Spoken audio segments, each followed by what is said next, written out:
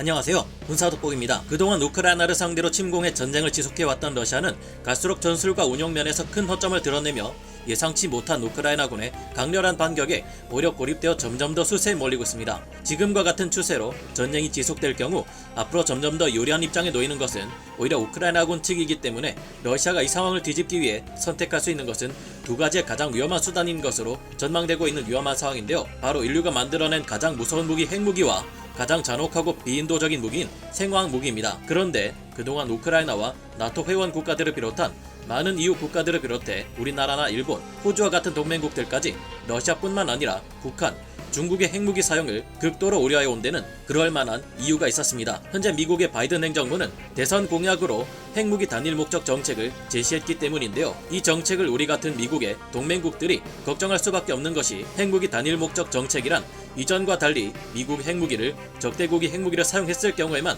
대항하기 위한 수단으로 사용할 뿐 적대국들이 생화학 무기를 사용했을 경우에는 사용하지 않는다는 정책이 주요 골자였기 때문입니다. 우리나라의 경우 적들로부터 생화학 무기나 핵무기 공격을 받을 경우 미국이 보복해주는 대신 자체적인 핵무장을 금지한다는 한미 원자력 협정이 얽매여 있었는데 거기서 생화학 무기 사용에는 미국이 핵무기로 대응하지 않겠다고 하니 우려될 수밖에 없었습니다. 특히 현재도 러시아와 치열하게 싸우고 있는 우크라이나의 경우 실제로 러시아가 생화학 무기를 사용할 것이라느니 핵무기를 사용할 것이라느니 하는 말들에 더욱 민감하게 반응할 수밖에 없는데요. 하지만 이제 이런 우려 또한 사라질 것으로 보입니다. 동맹국들이 핵우산 정책을 강화해주기를 바라는 것을 의식한 것인지 미국의 바이든 행정부가 대선 공약으로 제시했던 핵무기 단일 목적 정책을 취소하겠다고 했기 때문인데요. 즉 이제 만약 러시아가 우크라이나 혹은 그 주변의 다른 나토 회원 국가들을 극단적인 상황에서 핵무기뿐만 아니라 생화학 무기, 재래식 무기, 사이버 공격 등을 동원해 공격할 경우 미국이 러시아에 핵무기를 날려버리겠다고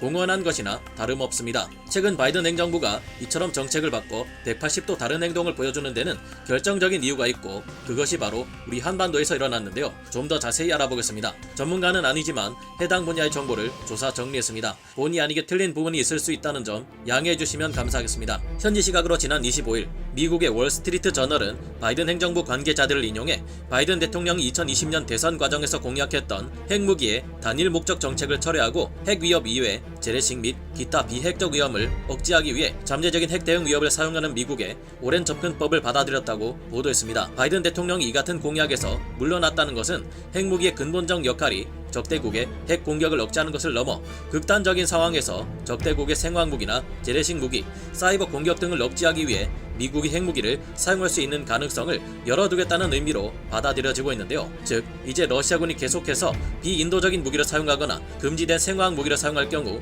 미국은 이를 저지하기 위해 핵무기를 러시아군을 향해 날릴 수도 있게 된 것입니다. 극단적인 상황이라고 했는데 현재 우크라이나에서는 셀 수도 없을 만큼의 주민들이 희생되었으며 남아있는 이들도 생지옥이나 다름없는 나날을 보내고 있는 만큼 이미 극단적인 상황에 와 있다고 볼 수도 있지 않을까 조심스레 추측해봅니다. 물론 바이든 행정부의 생각은 제 생각과는 다를 수 있겠지만요. 바이든 대통령의 이 같은 결정은 이번 주 초에 이뤄진 것으로 특히 우크라이나를 침공한 러시아가 핵무기나 생화학 무기를 사용할 수 있다는 동맹국들의 우려가 커지면서 서방 국가들의 단결된 입장을 유지하기 위한 노력의 일환으로 내려졌다고 월스트리트 저널은 전했습니다. 또한 러시아 위협과 중국의 부상에 직면해 동맹 지원을 강화해야 할 필요성을 반영하는 것이기도 하다는데요. 게다가 모두가 우크라이나 전쟁에 주목하고 있어 잘 알려지지 않은 것 같지만 이번 주 24일에 북한이 또다시 ICBM을 발사했습니다.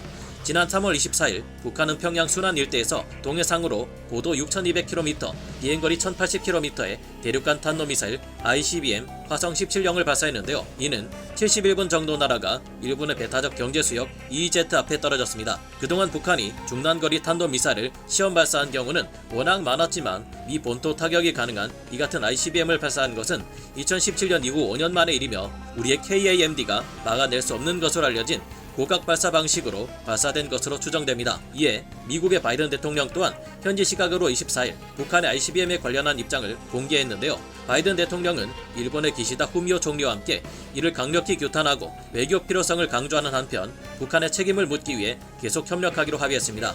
우리 한국도 이번만큼은 이제까지와 달리 6회 공군이 모두 이에 대응해 5발의 미사일을 발사해 강경한 대응을 보여줬고 다음 날에는 F-35A 전투기 28대를 통해 무력 시위를 하는 이례적인 강경 대응 모습을 보여주었는데요. 미국의 바이든 행정부가 입장을 바꾼 데는 우크라이나를 침공한 러시아군의 위협이 가장 큰 요인이겠지만 이 와중에도 ICBM을 발사하는 북한의 도를 넘은 태도 또한 원인으로 작용했을 것으로 보입니다. 물론 미국이 러시아를 핵무기로 공격할 경우 러시아도 이에 대해 반격할 것이고 이는 곧 전 세계를 상대로 한 전면 핵전쟁으로 연결될 수도 있기에 쉽게 이 같은 행동을 하기는 어려울 겁니다. 그러나 지금 미국은 러시아의 힘을 과거와 달리 크게 낮춰보고 있으며 러시아 측에서도 미국의 이 같은 변화 때문에 크게 위축되어 핵무기나 생화학 무기를 사용하는 것이 어려워질 듯한데요. 부디 이 같은 조치들에 의해 러시아가 최악의 무기인 생화학 무기와 핵무기만큼은 사용하지 않기를 바라봅니다. 오늘 군사 돋보기 여기서 마치고요. 다음 시간에 다시 돌아오겠습니다. 감사합니다. 영상을 재밌게 보셨다면 구독, 좋아요, 알림 설정 부탁드리겠습니다.